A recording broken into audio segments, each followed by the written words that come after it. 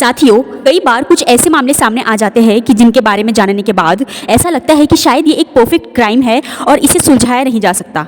लेकिन सच कहें तो अपराधी कितना भी शातुर क्यों ना हो, एक न एक दिन वो पकड़ा ही जाता है। और आज की ये कहानी और ये घटना बिल्कुल इसी तरह की है, जहाँ पर छत्तीसगढ़ की दुर्ग पुलिस ने सिर्फ कुछ ही दिनों के अंदर एक ऐसे मामले का खुलासा किया जो वाकई बेहद ज़्यादा हैरान करने वाला है। मीडिया सूत्रों के अनुसार आज की यह घटना शुरू होती है 13 दिसंबर 2025 से। छत्तीसगढ़ के भिलाई क्षेत्र का एक बेहद मशहूर थिएटर है जिसे चंद्र मौर्य टॉकीज के नाम से जाना जाता है, और इसी थिएटर के पास एक अंडरब्रिज बना हुआ है। अब यह हुआ कि 13 दिसंबर को इसी अंडरब्रिज के पास जब कुछ लोग गुजर रहे थे तभी उन्हें दूर नाले पर कुछ अजीब सा दिखाई दिया, और जब वे उसके पास जाकर वहां पे पहुंचे तो उन्हें एक बोरा दिखाई दिया जिसमें से बेहद गंध आ रही थी। अब मामले की गंभीरता को देखते हुए तत्काल राहगीरों ने इसकी जो सूचना है वो पुलिस को दी, जिसके बाद कुछ ही देर में पुलिस मौके पर पहुंची और फिर जगह की अच्छी तरीके से जांच करने के बाद उन्होंने बोरे को खोला। तो जैसे जैसे बोरा खोला जा रहा था वैसे वैसे जो गंध है वो तेज होती जा रही थी, और जैसे ही बोरा पूरी तरीके से खोला गया तो उस बोरे में से एक महिला का शव बरामद हुआ। वह शव बेहद बुरी स्थिति में था, देखकर लग रहा था कि शव काफ़ी दिनों से यहाँ पे रखा हुआ है। अब अच्छी तरह से जांच करने के बाद पुलिस ने शव को अपने कब्जे में लिया और अपनी अच्छी तरीके से जांच शुरू कर दी। एक गुत्थी को सुलझाने के लिए फिलहाल पुलिस के सामने जो सबसे बड़ा सवाल था वो यह था कि आखिर महिला कौन है और उसके साथ ये सब क्या हो गया है। अब इसी सवाल का जवाब जानने के लिए पुलिस ने सीसीटीवी फुटेजेस खंगालना शुरू किया और इसके साथ साथ टेक्निकल टीम की मदद ली, लेकिन उस वक्त उन्हें कोई कामयाबी नहीं मिली। जिसके बाद पुलिस ने महिला के हाथ पर बने टैटू की तस्वीरें सोशल मीडिया पर वायरल करना शुरू कर दिया ताकि जल्दी से जल्दी महिला की पहचान हो सके। और आखिरकार जब सोशल मीडिया और स्थानीय समाचारों में महिला के हाथ और शरीर पर बने टैटू की तस्वीरें वायरल हुई, तब इससे कुछ दिनों बाद कृष्णनगर सुपेला की रहने वाली अमरोतिनी नाम की एक महिला 17 दिसंबर 2025 को सीधा पुलिस के थाने पहुंचती है। उन्होंने बताया कि सोशल मीडिया में उन्हें एक तस्वीर दिखाई दी है जिसने चूड़ियां और शरीर पर बने टैटू को देखकर ऐसा लग रहा था कि वह शायद शव आरती उर्फ भारती निर्मलकर का हो सकता है। और आखिरकार जब शव की शिनाख्त की करवाई गई तो यह बात कंफर्म हो गई कि वह शव आरती निर्मलकर का ही है।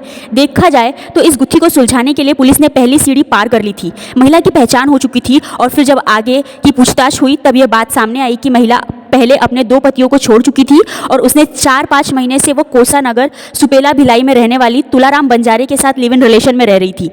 अब जैसे ही ये जानकारी पुलिस के सामने आई तो पुलिस ने तत्काल तुलाराम बंजारे को अपनी हिरासत में लिया और उससे पूछताछ शुरू कर दी थी। आखिरकार कड़ी पूछताछ के बाद उसने इस पूरी घटना का एक ऐसा सच बयान किया जो बेहद ज़्यादा हैरान करने वाला था। अखबारों के अनुसार पूछताछ के दौरान तुलाराम का यह कहना था कि करीब 5 महीने पहले से आरती और वो साथ में लिव इन रिलेशन में रह रहे थे।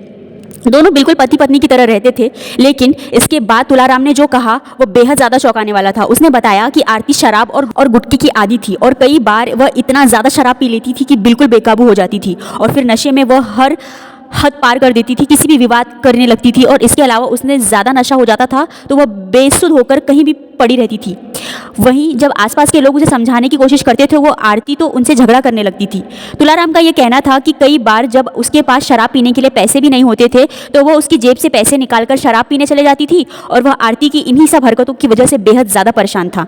लेकिन इसके बाद 5 दिसंबर 2025 को वह आरती के साथ अपने घर में बैठकर शराब ही पी रहा था, और शराब पीने के बाद उसने खाना खाया। लेकिन जब ज़्यादा नशा हो गया तो आरती और तुलाराम के बीच में किसी बात को लेकर विवाद होने लगा। दोनों नशे में थे और फिर कुछ देर बाद विवाद इतना ज़्यादा आगे बढ़ गया कि दोनों में हाथापाई पर बात उतर आई। लेकिन इसके दौरान तुलाराम को गुस्सा आ गया और उसने आरती को एक थप्पड़ मारा, उसके सिर को दीवार से टकरा दिया, जिसकी वजह से वो बेसुध होकर ज़मीन पर गिर पड़ी। लेकिन फिर इसके बाद कुछ देर बाद जब तुलाराम ने आरती के शरीर को छूकर देखा, आरती का शरीर पूरी तरीके से ठंडा पड़ चुका था और उसे समझ गया था कि अब आरती इस दुनिया में नहीं रही। इसके बाद उसने आरती की नाइटी उतारी और उसके शव को प्लास्टिक की बोरी में डाल दिया। फिर बोरे के ऊपर एक काले रंग का प्लास्टिक लपेट दिया। सबूत मिटाने के लिए उसने आरती के नाइटी को घर में चूल्हे में ही जला दिया और कुछ समय तक के शव को अपने घर में ही छुपा कर रखा। लेकिन वह इस बात को अच्छी तरीके से जानता था कि वह शव को ज़्यादा दिनों तक के अपने घर में नहीं रख सकता। इसीलिए शव को ठिकाने लगाने के उसने अपने भाई गोवर्धन बंजारे और शक्ति भोयर से संपर्क किया। तुलाराम ने इन दोनों की पूरी घटना के बारे में बता दिया, जिसके बाद ये दोनों आरती के शव को ठिकाने लगाने के लिए तैयार हो गए। फिर रात के करीब 3 बजे ये तीनों शक्ति की ऑटो में शव को रखकर चंद्रा अंडर ब्रिज के पास पहुंचे और वहां पर शव को नाली में फेंककर वापस कोसागर अपने घर चले गए।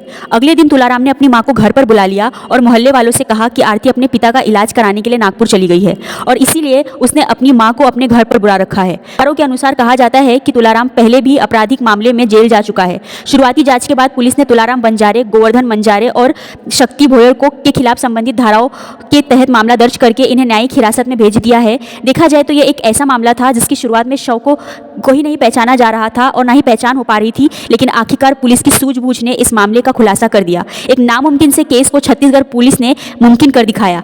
आप इस पूरे मामले पर क्या कहना चाहते हैं मुझे कमेंट के माध्यम से ज़रूर बताएं और नई खबरों के लिए मेरे चैनल को सब्सक्राइब करना ना भूलें। तो फिर मिलते हैं बिल्कुल नई खबर के साथ, तब तक के लिए आप सबका बहुत बहुत धन्यवाद दोस्तों।